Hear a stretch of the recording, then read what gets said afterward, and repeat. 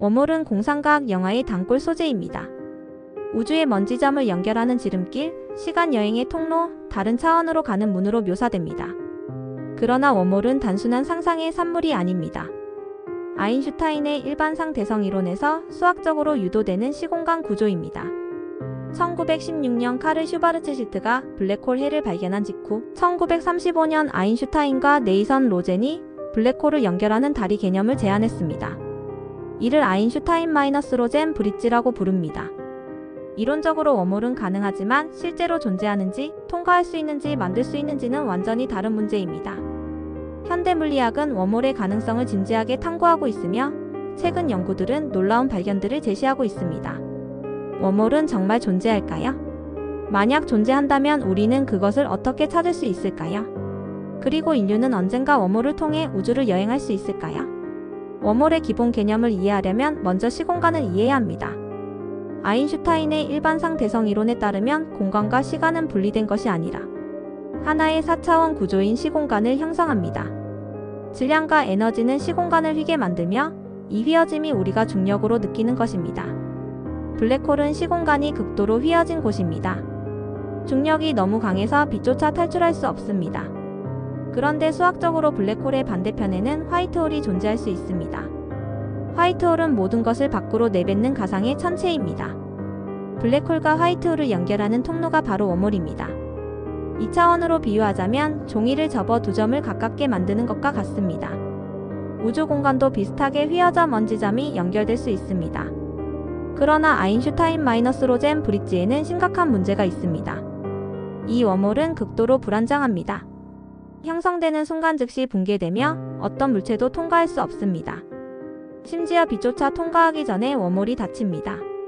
1960년대 물리학자 존 휠러와 로버트 플러가 계산한 결과 웜홀은 생성된 후 플랑크 시간이라는 극도로 짧은 순간 안에 사라집니다. 플랑크 시간은 10의 마이너스 43승초로 물리학에서 의미 있는 가장 짧은 시간 단위입니다. 통과 가능한 웜홀을 만들려면 특별한 물질이 필요합니다. 1988년 물리학자 킵손과 마이클 모리스는 이국적 물질이라는 개념을 제안했습니다. 이것은 음의 에너지 밀도를 가진 물질로 중력을 밀어내는 성질이 있습니다. 음의 에너지가 웜홀의 입구를 열어두고 붕괴를 막을 수 있습니다. 음의 에너지는 순전히 이론적인 개념이 아닙니다. 양자역학에서 카시미르 효과는 진공에서 음의 에너지를 생성할 수 있음을 보여줍니다. 두 개의 금속판을 진공 속에서 매우 가깝게 배치하면 판 사이의 양자 요동이 판박보다 적어집니다. 이로 인해 판들은 서로 끌어당겨지며 이는 음의 압력으로 해석될 수 있습니다. 1997년 실험으로 카시미르 효과가 확인되었습니다. 그러나 이 효과로 생성되는 음의 에너지는 극히 미미합니다. 웜홀을 열어두려면 태양 질량에 맞먹는 양의 음의 에너지가 필요할 것으로 추정됩니다. 현재 기술로는 상상조차 할 수 없는 규모입니다. 일부 물리학자들은 진공 에너지를 조작하거나 특수한 양자 상태를 이용해 충분한 음의 에너지를 만들 수 있을 것으로 추측하지만 이는 먼 미래의 기술입니다. 웜홀이 자연적으로 존재할 가능성도 탐구되고 있습니다. 우주 초기 빅뱅 직후 극도로 높은 에너지 상태에서 미시적 웜홀이 형성되었을 수 있습니다. 이를 양자 거품이라고 부르며 플랑크 스케일에서 시공간이 거품처럼 끓어오르는 상태를 의미합니다. 이 미시적 웜홀들은 대부분 즉시 사라지지만 일부는 우주 팽창과 함께 커졌을 가능성이 있습니다. 만약 충분히 크게 성장했다면 현재도 우주 어딘가에 존재할 수 있습니다.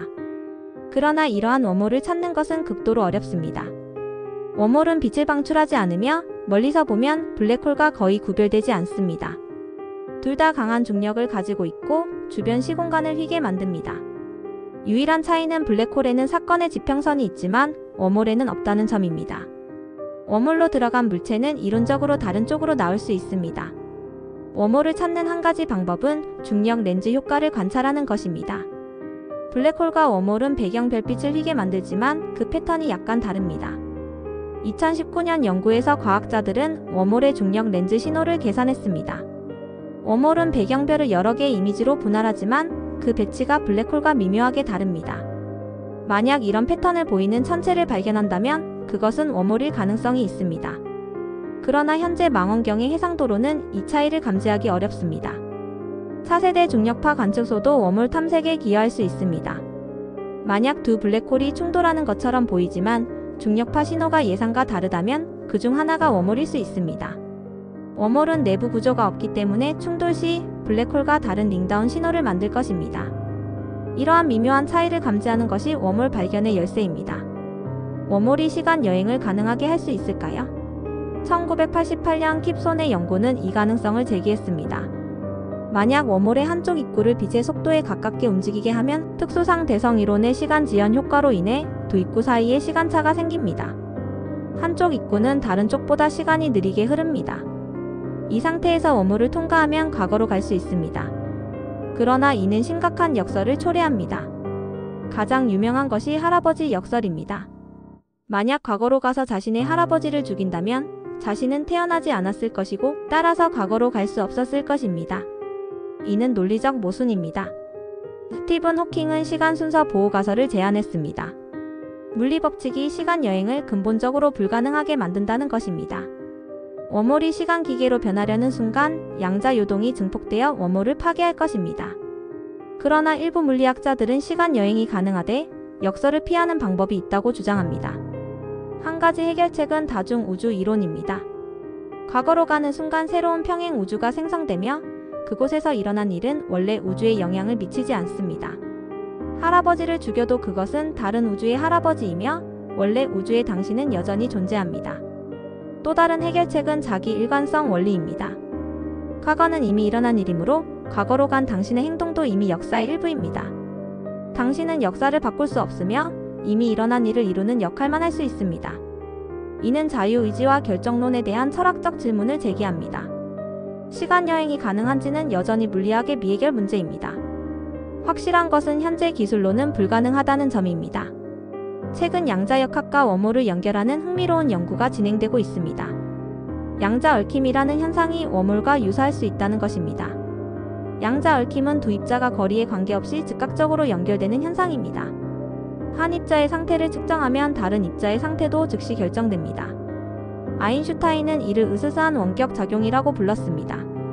2013년 호안 말다세나와 레너드 서스킨드는 ER-EPR 추측을 제안했습니다. ER은 아인슈타인-로젠 브릿지, 즉 웜홀을 의미하고 EPR은 아인슈타인-포돌스키-로젠 역설, 즉 양자 얽힘을 의미합니다. 이들의 주장은 양자적으로 얽힌 두 입자가 실제로는 미시적 웜홀로 연결되어 있다는 것입니다. 이 아이디어는 양자역학과 중력이론을 통합하는 양자중력이론의 단서가 될 수 있습니다. 2022년 구글의 양자 컴퓨터를 사용한 실험이 이 아이디어를 검증하려 했습니다. 연구팀은 양자 비트들 사이의 정보 전달을 시뮬레이션했으며 그 패턴이 웜홀을 통한 정보 전달과 일치한다고 주장했습니다. 물론 이것은 실제 시공간 웜홀이 아니라 양자 시스템의 수학적 유사성을 보여준 것입니다. 그러나 이는 웜홀이 단순히 중력 현상이 아니라 양자 현상일 수도 있음을 시사합니다. 만약 ER-EPR 추측이 맞다면 양자 얽힘을 이용해 정보를 즉각 전송하는 것이 가능할 수도 있습니다. 그러나 양자역학의 기본 원리는 양자 얽힘으로 정보를 전송할 수 없다고 말합니다. 이를 무통신 정리라고 부릅니다. 양자 얽힘은 상관관계를 만들지만 제어 가능한 신호를 보낼 수는 없습니다. 이 딜레마를 해결하는 것이 양자 중력 이론의 과제입니다. 웜홀을 인공적으로 만들 수 있을까요? 현재 기술로는 완전히 불가능합니다. 필요한 에너지와 음의 물질의 양이 상상을 초월하기 때문입니다. 그러나 먼 미래 문명은 가능할지도 모릅니다. 물리학자 미치오 카쿠는 문명을 세 단계로 분류했습니다.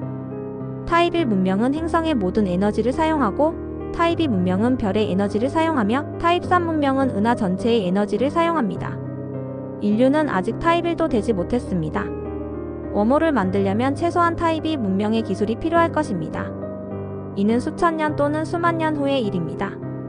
일부 이론가들은 양자 진공 조작 기술이 발전하면 미시적 웜홀을 만들 수 있을 것으로 추측합니다. 처음에는 원자 크기에 불과하겠지만 점차 확대시킬 수 있을지도 모릅니다. 이는 순전히 추측이며 실현 가능성은 알 수 없습니다. 웜홀이 존재한다면 우주 어딘가의 고등 문명이 이미 사용하고 있을까요? 일부 추측은 외계 문명이 웜홀 네트워크를 구축해 은하를 연결했을 가능성을 제기합니다. 이는 페르미 역설의 한 가지 해결책입니다. 외계 문명은 존재하지만 우주선으로 여행하는 대신 웜홀을 사용하기 때문에 우리가 발견하지 못한다는 것입니다. 물론 이는 극도로 추측적입니다. 어떤 증거도 없으며 과학적 검증이 불가능합니다. 웜홀은 여전히 이론과 상상의 영역에 머물러 있습니다. 그러나 과학사를 돌아보면 많은 것들이 처음에는 불가능해 보였지만 나중에 현실이 되었습니다. 비행, 우주여행, 원자 에너지, 양자, 컴퓨터 모두 한때는 공상이었습니다. 웜홀도 언젠가 현실이 될 수 있을까요? 그 답은 미래 세대가 찾을 것입니다. 지금 우리가 할 수 있는 것은 이론을 연구하고 자연에서 단서를 찾으며 가능성의 경계를 넓히는 것입니다. 이 영상이 흥미로우셨다면 구독과 좋아요 부탁드립니다. 다음에는 더 놀라운 우주 미스터리로 찾아뵙겠습니다.